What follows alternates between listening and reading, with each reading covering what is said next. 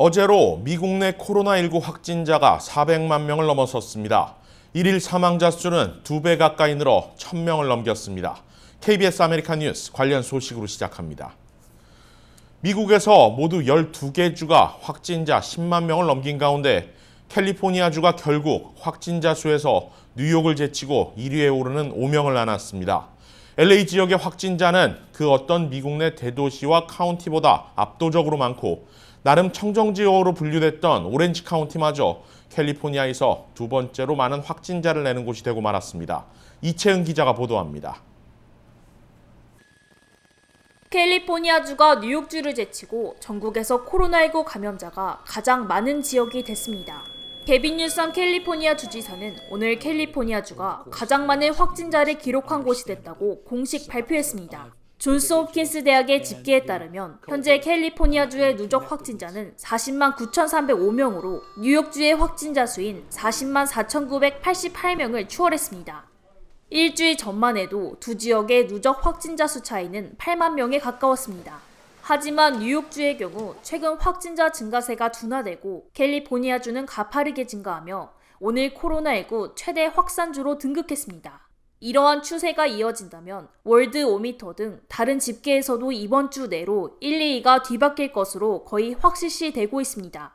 이런 가운데 캘리포니아주 전체 코로나19 환자의 절반가량이 LA 카운티에서 발생되는 것으로 확인됐습니다. 어제 LA 카운티의 총 누적 환자 수는 16만 명을 돌파했습니다. 이러한 수치는 전국의 다른 대도시들과 비교했을 때 LA 지역이 압도적인 것으로 나타났습니다. 플로리다주의 마이애미, 뉴욕주의 퀸즈와 킹스, 텍사스주의 해리스와 댈러스도 LA보다 훨씬 낮은 수치를 기록하고 있습니다. 하지만 캘리포니아주 내에서 LA 카운티만 코로나19 상황이 심각한 것은 아닙니다. 코로나19 청정지역으로 알려져 있던 오렌지 카운티는 캘리포니아주 내에서 확진자 수가 두 번째로 많은 것으로 집계됐습니다. 오렌지 카운티는 지난 20일부터 리버사이드 카운티를 앞서며 누적 확진자 수 3만 명을 넘어섰습니다. 현재 캘리포니아주 내에서 누적 확진자 수가 많은 도시는 모두 남가주에 위치했습니다. LA와 오렌지 카운티, 리버사이드, 샌버나디노, 샌디에고 지역이 이에 해당됩니다. 이와 같이 남가주를 중심으로 캘리포니아주의 코로나19 상황이 연일 최고치를 기록하며 오늘 캘리포니아주는 결국 전국 코로나19 최다 지역이라는 오명을 안게 됐습니다. KBS 뉴스 이채은입니다. 트럼프 대통령이 3개월 만에 코로나19 공식 브리핑을 재개했습니다. 상황이 악화될 수 있다며 평소 하지 않던 발언에 마스크까지 착용할 것을 권고했습니다. 3개월 만에 브리핑 연단에 다시 등장한 트럼프 대통령. 코로나19 상황이 더 악화될 수 있다고 경고했습니다. 본인 입으로 말하고 싶진 않지만 이게 현실이라며 상황을 인정했습니다. It will probably, unfortunately, get worse before it gets better. Something I don't like saying about things, but that's the way it is. It's what we have. You look over. 트럼프 대통령은 여기서 더 나아가 미국민들에게 마스크 착용과 젊은이들이 경각심을 가질 것까지 강력히 권고했습니다. Instead, asking Americans to use masks, socially distance, and employ vigorous hygiene, wash your hands every chance you get while sheltering high-risk populations. We are imploring young Americans to avoid packed bars and other crowded indoor gatherings, be safe and be smart. 트럼프 대통령의 이 같은 태도 변화는 날로 재확산이 심각해지는 상황에서 코로나19 방역에 적극적이지 않다는 비판 여론이 거세진 데 따른 것으로 보입니다. 트럼프 대통령은 다만 이제는 코로나 바이러스에 대해 어떻게 대응해야 하는지를 잘 알고 있다며 최단 기간 백신과 치료제 개발로 코로나19를 종식시킬 것이라는 자신감도 함께 드러냈습니다. 센서스 집계에서 서류 미비자를 제외시키는 행정각서와 관련해 곳곳에서 비난이 쏟아지고 있습니다. 소송을 피할 수 없을 전망입니다. 김경일 기자입니다. 올해 센서스 인구조사 결과 2021년 연방하원 의석수와 선거구 재조정은 물론 연방 서비스 예산 배분에 활용됩니다. 트럼프 대통령은 의석수와 선거구 재조정을 앞두고 불법 체류자들을 인구 계산 대상에서 제외하도록 지시했습니다.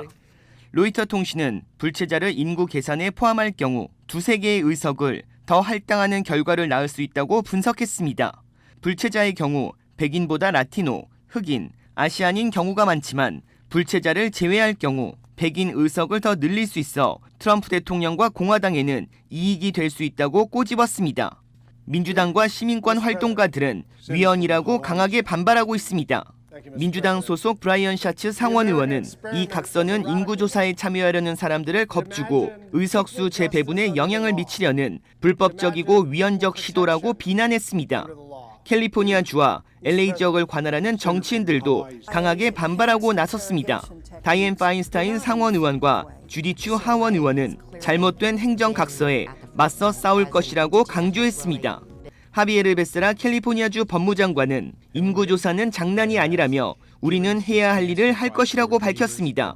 마이크 퓨어 LA시 검사장도 마찬가지로 LA시의 소중한 사람들을 지키기 위해 소송으로 맞서겠다는 입장입니다.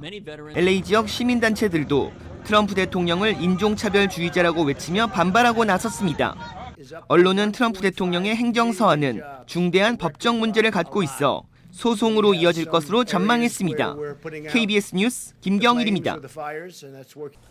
미국이 텍사스 휴스턴에 있는 중국 총영사관을 폐쇄할 것을 명령했습니다. 관내 중국 직원들 전원에게 72시간 안에 철수하라고 한 것인데 중국은 즉각 반발하며 대응 조치를 할 것이라고 밝혔습니다. 이번 조치는 사전 예고 없이 그야말로 전격적으로 이뤄진 통보입니다. 중국이 먼저 관련 내용을 발표할 때까지 미국의 사전 예고는 없었습니다. 앞서 트럼프 대통령은 재개한 브리핑 서두에서 중국을 자극하는 단어를 꺼내들며 어떤 조짐은 보였습니다. Today I want to provide an update on our response to the China virus. 이번 철수 명령은 첨예한 미중 갈등 속에서 코로나19 사태가 촉진제가 됐다는 분석입니다. 폐쇄를 명령한 중국 총영사관이 있는 휴스턴은 미국 내에서도 가장 코로나 확산세가 심각한 텍사스주의 중심지입니다.